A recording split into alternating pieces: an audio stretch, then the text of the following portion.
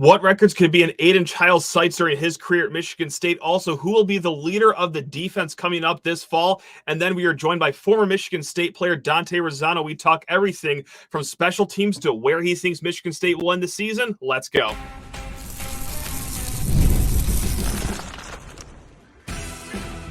You are Locked On Spartans, your daily podcast on the Michigan State Spartans, part of the Locked On Podcast Network, your team every day.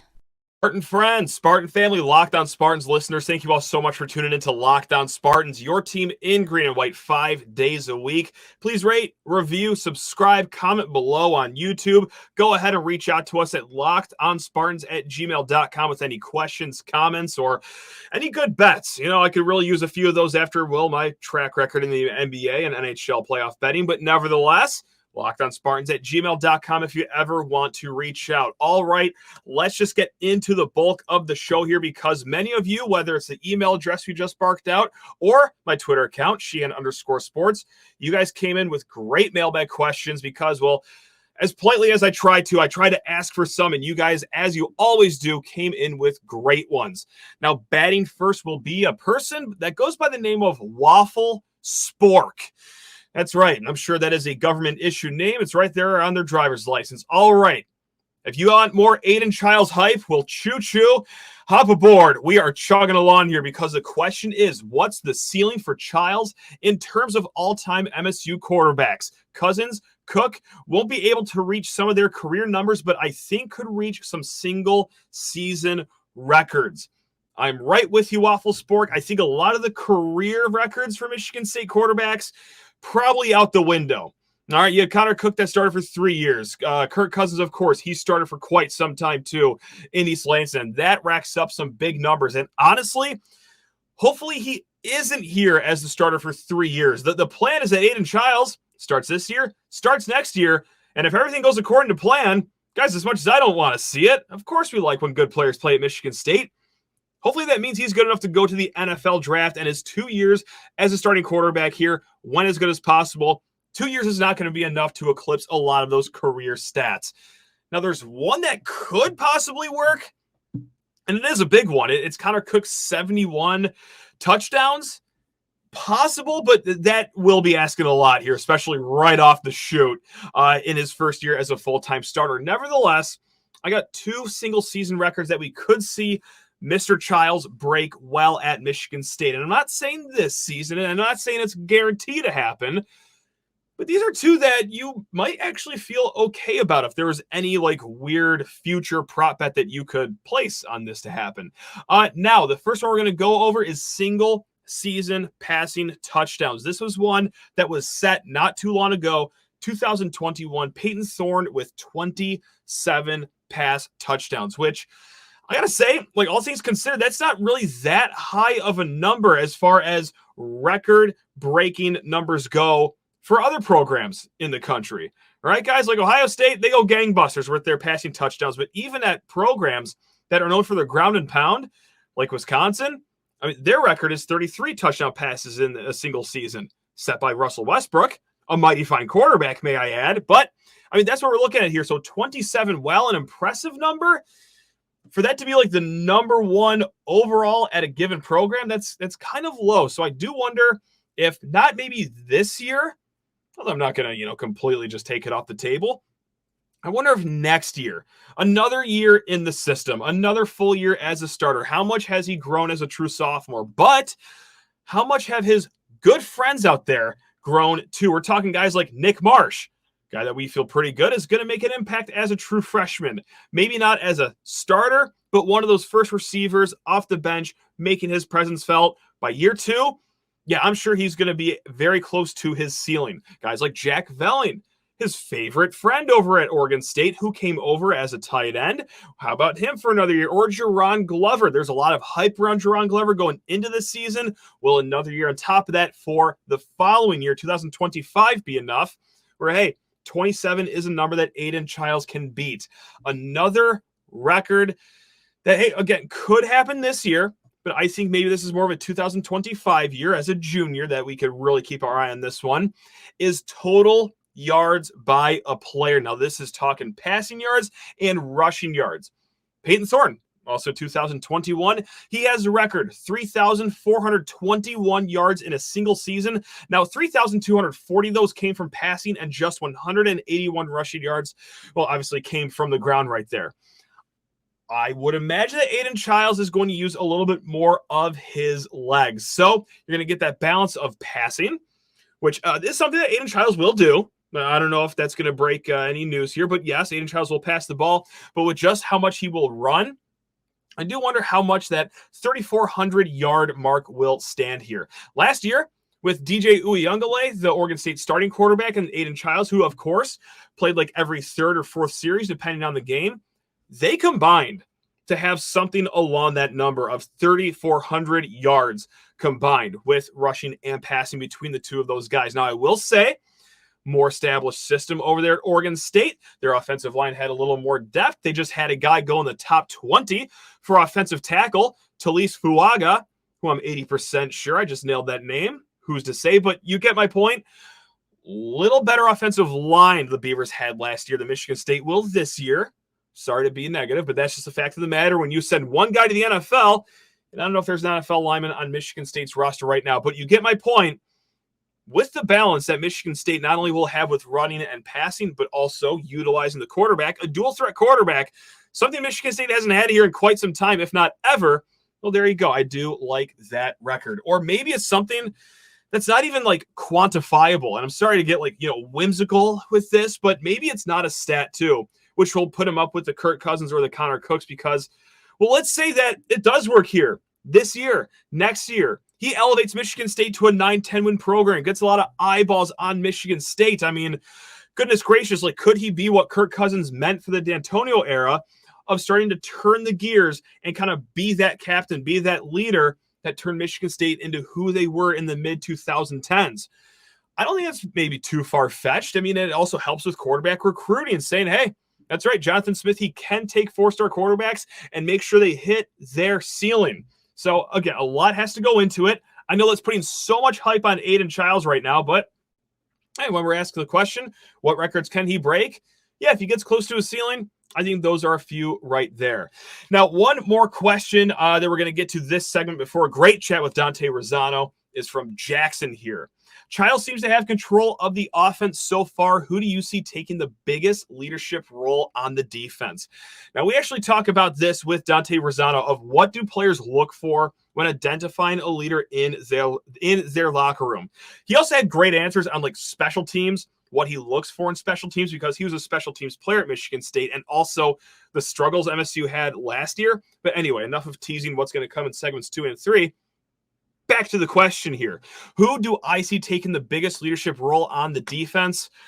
Well, my goodness gracious, there is no shortage of options. And I hope this isn't a situation where it's well, if you have 8 leaders, then you really have 0. I don't know. But what I mean by they have a lot of options is, well, Cal Haladay has been here since seemingly 2009. I mean, I know he's not the most vocal guy, but when you look around the locker room, a guy that has guided you through different chapters of Michigan State football in the last few years, I mean, that could be a beacon for a lot of players right there. Jordan Hall on the opposite end of the spectrum, he's only going to be in his second year. That's certainly a guy with a lot of talent and that carries himself with a lot of swag and confidence and knows a thing or two about playing defense. Very cerebral player Jordan Hall is. Or again, guys that have been here for quite some time, like Avery Dunn, Maverick Hansen. I mean, Chris Bogle is now entering his 3rd year here, but who I think is going to be the heartbeat of this defense comes right back to the safeties or the nickel. Who knows where these guys are going to play this year? They're going to be playing on defense. We're talking Malik Spencer, guy that's been playing since a true freshman, and Dillon Tatum, another guy that has been playing since a true freshman, now entering their junior seasons. I mean, these are guys that are going to be, we'll see if they're officially captains, but man, if you've been playing for 3 years at this point in the prominent roles that they have been, you hope that those are the leaders of your defense right there. So it's any combination of those guys I just barked out, and I could be even missing some. I mean, maybe it's an old experienced guy like Ed Woods that he takes the secondary under his wing, that he is the dog for the cornerback room. But nevertheless, just like I said, guys, and just like there's no shortage of options for guys that should be able to step up as a leader in this new regime. All right, guys, we will be back here in a hot second. But first, FanDuel Sportsbook, America's number one sportsbook at one of the best times of year to get in on the action. We're talking NBA playoffs, NHL playoffs. If you're like me, you love to wager on PGA golf. Well, that's in full swing over at FanDuel. And if you want to hate bet the Tigers to score under their team total every single night, yeah, that's not a bad idea, potentially. All right, guys, it's winner take all time in the NBA and NHL, and FanDuel is giving you a shot to bring home a big win of your own. Right now, new customers get $150 in bonus bets with any winning $5 bet. That is $150 to bet on spreads, money lines, player props, so much more. And hey, if you are all about the Aiden Chiles hype that we talked about in the first segment, well, 200 to 1 to win the Heisman right now over at FanDuel. That's $1. Turn that into $200 if, well, yeah, he wins the trophy in New York City. All right, guys, again, FanDuel, new customers, $5 win. Well, that gets you $150 in bonus bets. Visit FanDuel.com/lockdown to make every playoff shot count. It's FanDuel, America's number one sportsbook. Folks, when he's not doing PR work for Brian Harmon on Twitter, this guy is recording a podcast, the You Are the Program podcast with Tyler Higbee, who we just had on not too long ago, and then Brian Lewerke. Folks, it is Dante Rosano, also former Michigan State player. That's way more cooler than say you're a podcaster, right? Or you let me know. What one do you want me to say? I like to go by the Brian Harmon alias. Okay, I'm a huge enthusiast, and everyone kind of asks me how I get into that. But podcaster, Well, yeah. former football player, any of those work. So this chat's going to be all over the place. I like to keep conversations structured, free flowing. I'm going to shoot you straight, Dante. This is going to be all over the board here because a lot of it's going to be like just talking head conversations, like what's your record prediction? Some is going to be like inside the weeds of what it's like to play inside of a major football program like Michigan State. So right now we're between the spring session and the fall session right now. As a former player, and obviously it's different. You played under D'Antonio. This is Jonathan Smith, but hopefully, there's enough of a common thread here. What is the biggest difference between those spring sessions and the fall sessions that we'll be getting here in a few weeks?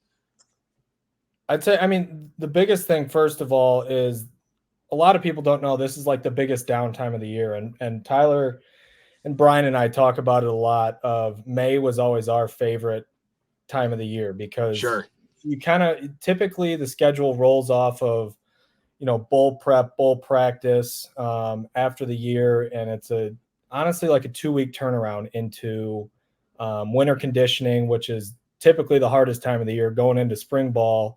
Gotcha. Which is another really hard time of the year. And then, you go into May, and once you get through all of that, you kind of finish up finals. You get about a month off to go back home. Anything before the summer conditioning program, came up, and, Tyler, Brian, and I, and, all of our friends, we would intentionally stay in East Lansing so that way we could golf. We'd go work out in the morning in the facility, and then we'd go golf and do kind of whatever we wanted to do. So this was honestly our summer vacation this time of the month. But, in terms of transitioning from spring into fall, the biggest, I'd say for sure the biggest difference is, you start doing game plan specific stuff. Even, you get into OTAs or you don't even have a football, but you kind of start getting into the game plan of like little things you would do after lifts or after workouts of, a specific team likes to run this coverage. Typically it's always Big Ten opponents.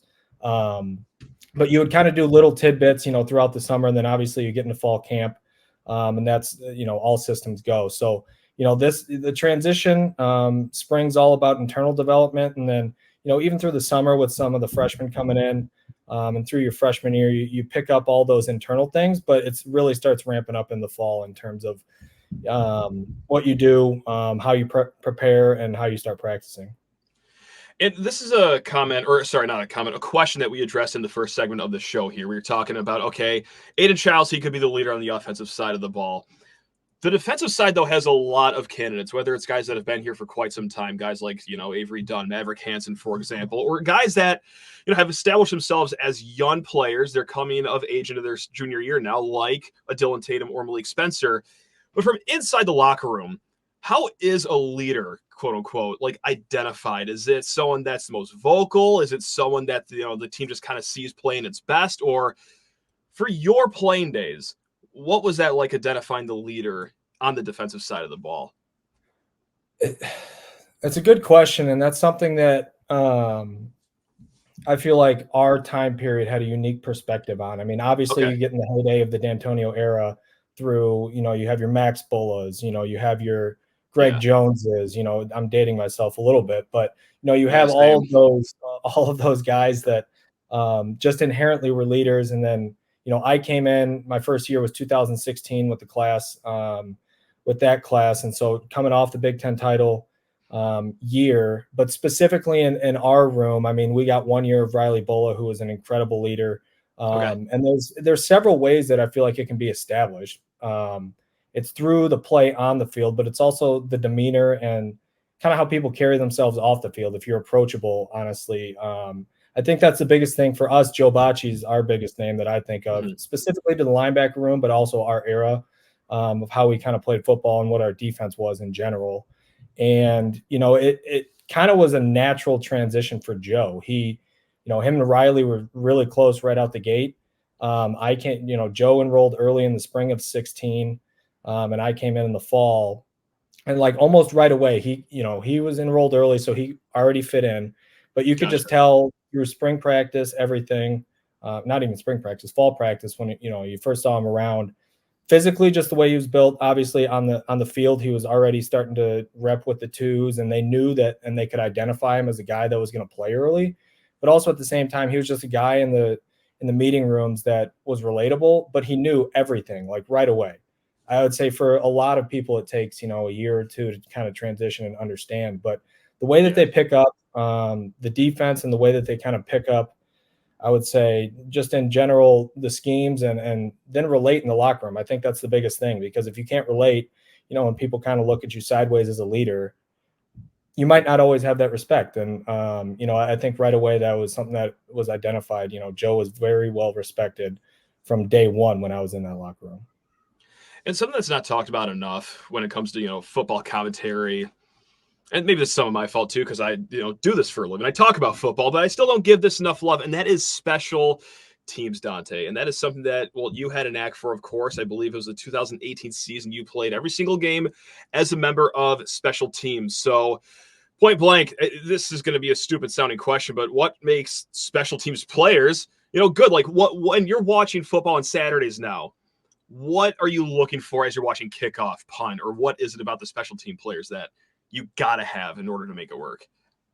I'd say number one, I view special teams as like not through two different lenses, but to assess two things. First of all, I say it a lot on kind of our podcast, as you can really get a feel for the young guys and who they like by who's playing special teams. So if you see guys that are in a recruiting class or transfers or anyone that's kind of young that you haven't heard of yet, and they're doing things on special teams, that means the coaching staff is very favorable of them. They're trying to get them on the field in the way that they can get them up to game speed action. Maybe they're not familiar with the schemes or, anything. It's just their raw athletic ability.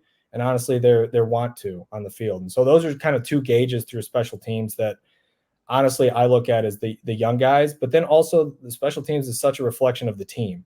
We saw in Coach D'Antonio's best eras, his special teams were the best. I mean, he would run fakes. You think of Little Giants. You think of the Mike Sadler, all the Mike Sadler plays, all of those things when Michigan State was at, its best and going to Big Ten championships, going to Rose Bowls, going to the college football playoffs, those were his best special teams years. And they would always put such a big emphasis on special teams.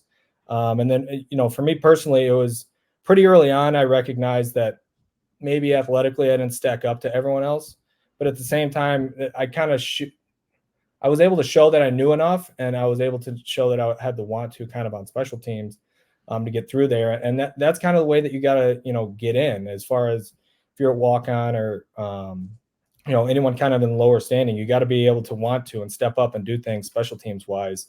So there's kind of two different lenses that I think it's always approached and how you should view it. But for me, honestly, now as just a pure watcher of the game, I always look for who's young and who's making plays on special teams. I could, Joe, another one that his freshman year, he was on special teams. That was back when redshirt, if you played, one snap of game action, your redshirt was pulled. So I always like to look at that now as who they like. And you had said that, Malik Spencer, early on, he was playing special teams right away.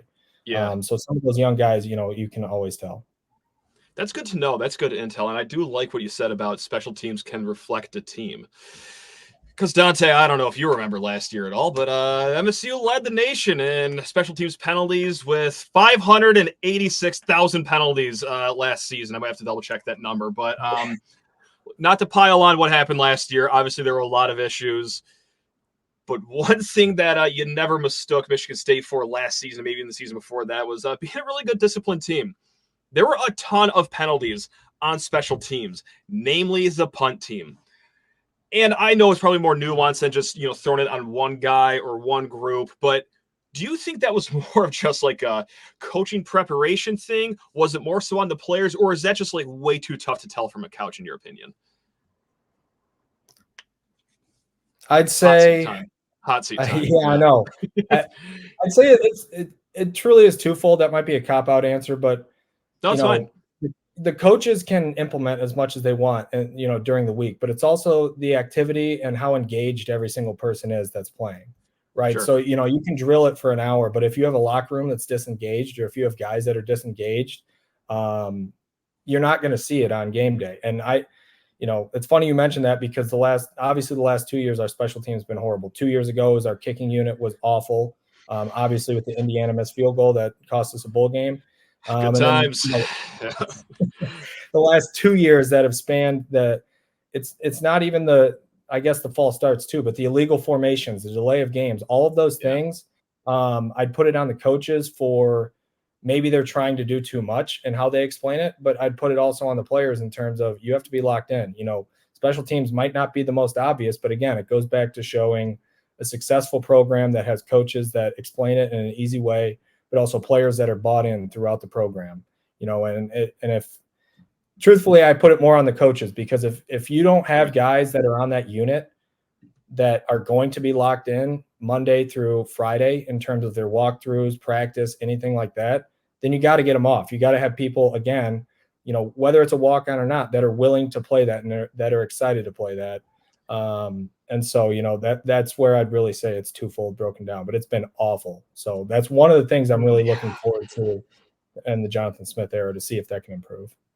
Only way to go is up, it feels like. Like, that makes me feel a little better hearing from you that it's probably more so on the coaching, because I forgot what game it was. It was late in the season, but I just straight up said, like, Ross Ellis needs to go to jail. Like, this is ridiculous. I mean, how many more times are we going to see this every single week, every single season? It wasn't just like, oh, this is kind of a weird blip. Like, no, that was a constant thread through the last few years. But it's weird too, because I think he was a specific special teams coordinator. I don't know if he had a position. I don't think. Like for us, he might have done linebackers, I think, but still, nevertheless, like when you have special teams coordinator as part of your title, it's not like a co-coordinator thing. Like you run the ship. Like, oh, Dante, my blood pressure's starting to go up again. Oh, it's everything. It's everything, and how clean the programs run. I'm talking on the field, how clean the programs run. From detail oriented Monday through Friday. That's all it is, and it falls on the players too to be engaged. But yeah, I would agree. All right, I can't be getting this riled up during the late May college sports episodes here, so let's try to tone it down a little bit. I'm going to go back to the glory days, because we got another good question. Sheehan_sports on Twitter if you guys ever want to reach out, or LockedOnSpartans@gmail.com. Sorry, Dante, just had to throw that out there. But Ryan wrote in, which D'Antonio era traditions does Jonathan Smith absolutely need to bring back? And he lists examples like Thunderstruck, that entrance, the U of M countdown clock, etc. Now, I got one that stuck out to me, but Dante, if you have one like immediately that jumps up, I'll let you bat first. If not, I'm happy to waltz first here, man. I'm between two, so you can go first. Great. I like having one slogan at the beginning of the year. Like, I didn't hate Mel Tucker for his woodshed, the deep water, relentless. Like, that was all fun. I had a great time with that. I'd be lying and doing a lot of back talk if I said, like, no, I was never about those. I like that. But I also like simplicity and just, like, one thing, right? Like, before season, chase it or reach higher, you know? I don't know how, far that actually goes in the locker room, but I'll tell you what, from the fan base side of things, Dante, we ate that up. That was a lot of fun. Like, ooh, what's the new slogan? Right now you have low ego, high output. I don't know if that's like the official slogan, but nevertheless, I appreciated that one from D'Antonio. Just the one quick slogan, and that's all you're going to get out of me as far as pizzazz goes. It changed year to year, but to your point, we always said it before the year, and to that point, that would be, it's a slogan, but also it's a way of kind of how you attack everything. I mean, it might seem bigger than it is, and it might seem more simplistic than it is, but at the same time, I don't know internally if they had one the last couple of years. We certainly didn't hear about it. I feel like if we did, but yeah, I mean, it all goes in the organization of the program. I'll say it again and again and again over the last 4 years. It just didn't seem like there was a ton of organization in the program from the staff on down. Fair. So, yeah, I would That's fair. agree. So your thing that you're going to bring back, what is it? You're going to call up Mark right now and say, hey, we're getting this back in the program in your name. What are you going with?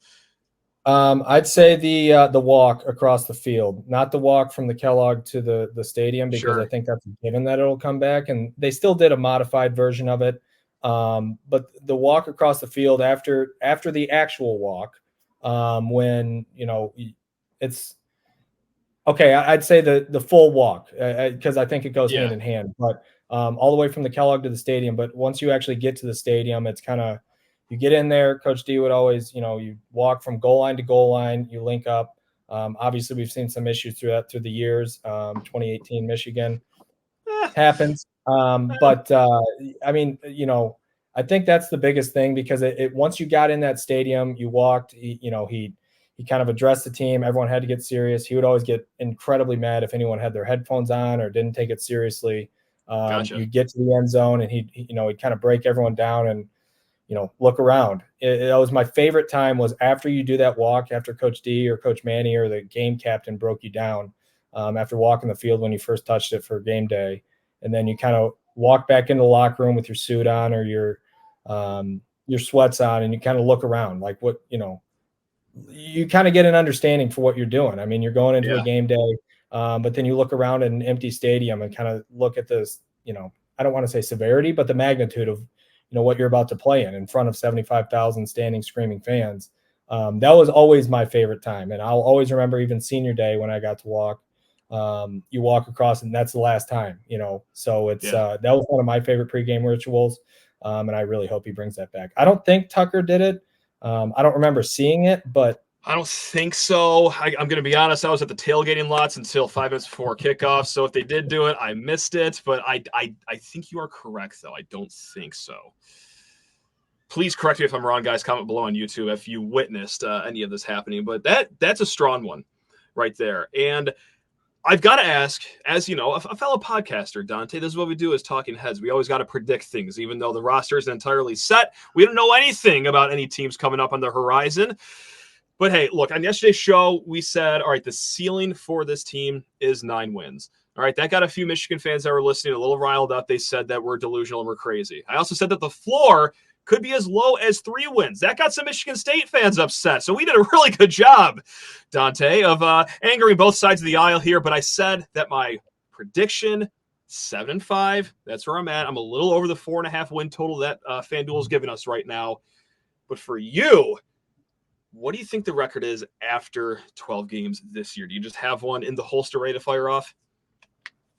I'd say 7-5. And I based the last couple years off of the organization, like coming off of 22 into 23, right? We had a chance to be 6-6. I didn't think the roster was dramatically worse. You think that going, from a season where you're 20-yard kick away from going to a bowl game and you competed really well down the stretch. Going into 23, obviously there was other things that happened, but I think what's being very underestimated, number one, is just the organization and the discipline and the identity that this coaching staff is going to install in this team. I've said it over and over and over again. I think Jonathan Smith is a perfect hire for Michigan State because he's going to bring back an identity and a culture. Jonathan Smith, the offense is a little different, but his principles and the culture that he wants to set is line up and we're going to run on you. Does it in a little different way. But the identity, the culture, and kind of the organization of the program, number one.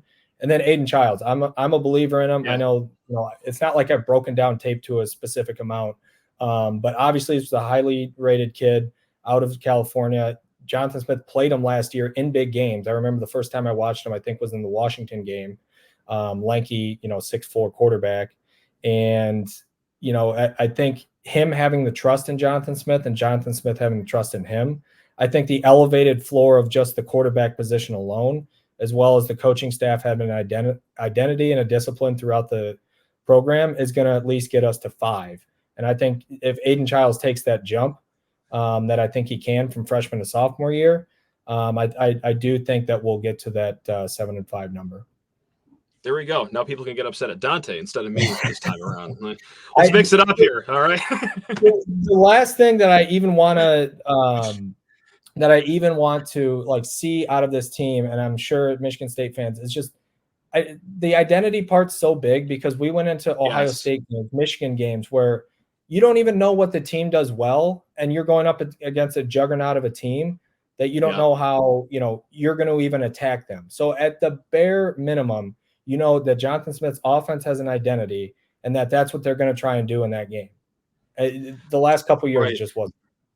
I thought like identity was a little too cliche. Like, it's just like a lazy buzzword people throw out. Like, my God, Dante, that was a great lesson. We've learned a few good lessons in the last few years, some good, most of them bad, but wow.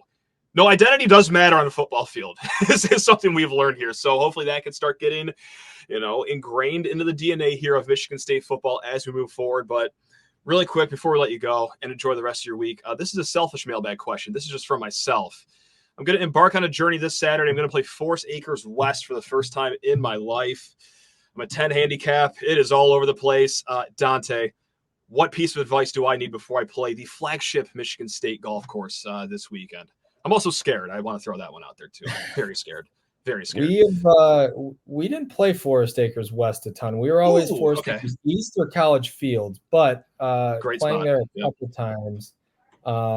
Have that club besides your driver that you can pull out, because if I remember, it's very tight. Just be in the fairway and don't try and miss too many greens or land up in too many bunkers. Yeah, I'm screwed. Okay, great. Because I think I took 6 penalty strokes off the tee over the weekend, which, if you guys don't know anything about golf, that is a third of the holes that you are in prison right off the tee box. So, okay, great. Awesome. Well, thanks for answering that question. You're a golf guy. Had to ask you. But, folks, that's Dante Rosano. Does great work over at You Are the Program podcast. And I hope this isn't the only time. I'd love to drag you back on here, Dante, later on, maybe this off season, during the season, whatever that is. Hey, I'm already looking forward to it, man. Really do appreciate you. Anything else you want to say or plug before we let you go enjoy the rest of your week here?